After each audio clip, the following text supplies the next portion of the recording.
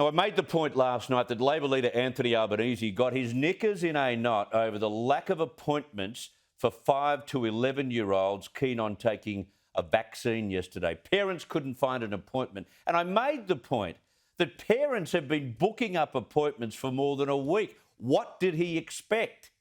And sure enough, we discovered today that no less than 35,000 jabs were put into young arms yesterday in what is already shaping as another enormous successful rollout of that cohort. But how much more patience do we have to have about the availability of rapid antigen test kits? To discuss the next front in this battle against the virus, I'm joined now by COVID advisor Jane Halton. Jane, thank you very much for your time. Good evening. How are you? 35,000 jabs in one day, first day, many people still on holidays. That's got to be higher than you expected. Look, I think it's actually a very pleasing number. We know some GPs have held off making appointments available till they're very confident they're going to get their supplies. So the fact that we did 1.5% of all the kids in that category on the first day, and we know that's nowhere near the numbers that we're going to see as this winds itself up, I think that's a really good outcome. I understand people are frustrated and they'd like it done everyone tomorrow, but I think it's a good outcome. Yeah, we need to reassure parents as well. And I know I've spoken to parents who are still a little reticent, despite their willingness to take a vaccine, 3 vaccines themselves. We've got to alert them to the fact that so many young arms have taken a jab right around the world, haven't they? Oh, we're talking millions and millions. And in fact, I said this well before Christmas. At that point, there were about 4 million kids in the US had already had their jabs.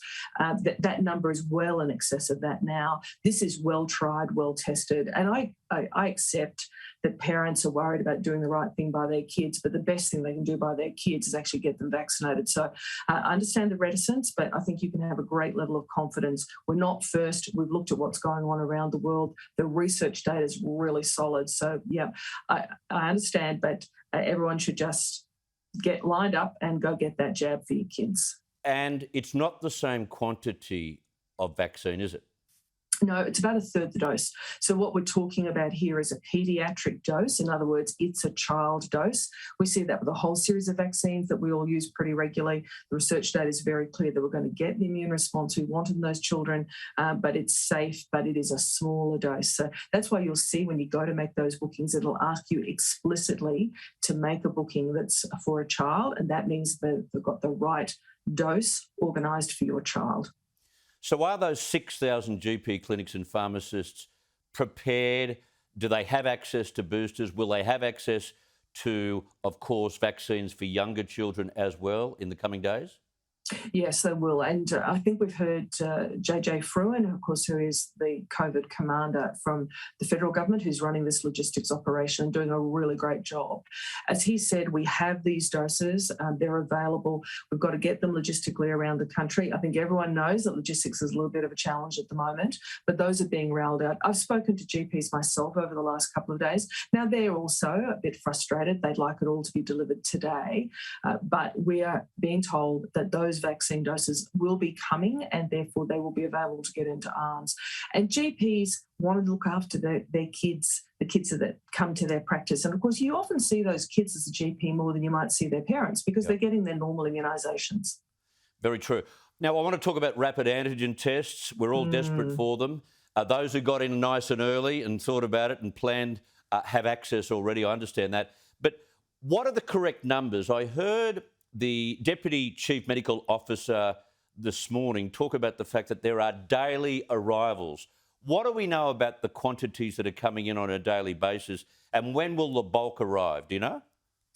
Look, I don't know the national numbers, but actually I've been speaking to a couple of importers as well over the last couple of days. They tell me that literally they have stocks arriving on a daily basis. It's obviously not meeting the amount of demand that's out there at the moment, and that's a challenge. Certainly I know that every time they hit a supermarket or a pharmacist, people tell me that they are literally being bought up as soon as they arrive. And in fact, pharmacists that I've spoken to are very often saying you can have one box or one test and you can't bulk buy, which I think is really smart. So we are getting certainly hundreds of thousands of tests arriving, and I'm certainly confident that that supply bottleneck that we've seen will improve. But it's not going to improve for a little while, which is why people have got to be sensible. Don't overstock. Use them only when you need to. And let's hope that that supply bottleneck sorts itself in the next couple of days. Because like you, I need to use the rapid antigen test every so often, particularly if I'm off to see someone who's vulnerable. Sure. Finally, I want to talk about what the Chief Medical Team is telling you and the government about the peak. I'm hearing from some epidemiologists that we'll have a peak in a couple of weeks, that the peak will be the final week in January. I've heard another one tell me it'll be the first week in February.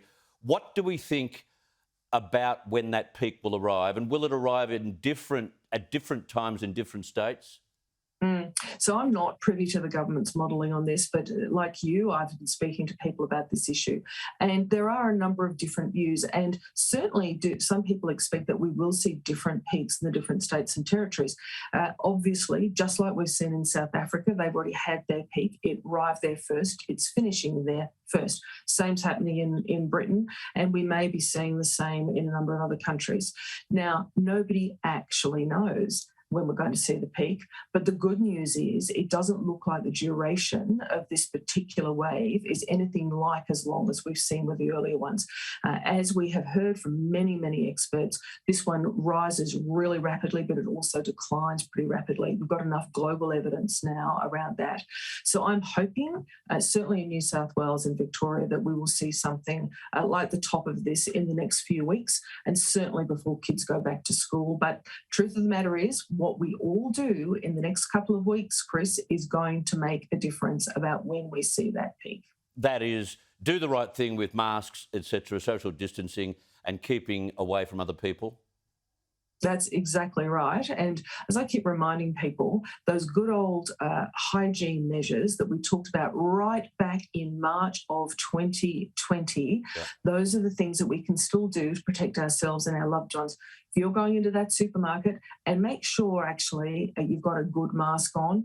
I used to be wearing a cloth mask most of the time. I'm not now. I'm actually using those surgical masks. And if I'm really going somewhere where I think it's going to be very crowded, I'm actually wearing an N95. So think about what you're wearing, how you're wearing it. Keep it over your nose, don't touch it, and make sure there aren't those little gaps down the side because you've twisted the straps. So wear them properly and wear them thoughtfully, Chris. Jane Halton, thank you so much for your time.